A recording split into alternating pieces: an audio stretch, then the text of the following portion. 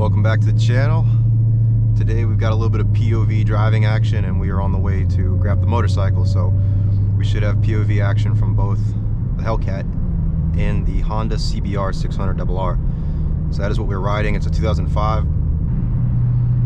So I'm interested to see how the footage comes out with the GoPro Hero 9 horizon leveling and the hyper boost, because I'm in the track mode right now and that's the bumpiest mode. So in my GoPro Hero Silver 3, which I'll show some footage from, you couldn't even watch it. It was just so bumpy. So really curious to see how this turns out.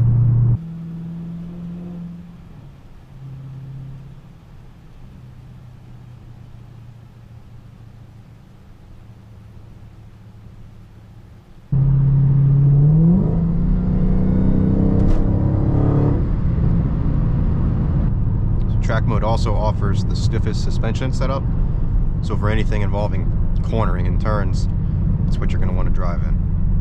And I'm sure it's the same for the Scat Pack and the other models. I just have not driven those yet, so I'm not sure how the suspension differs, but I'm sure it's very similar.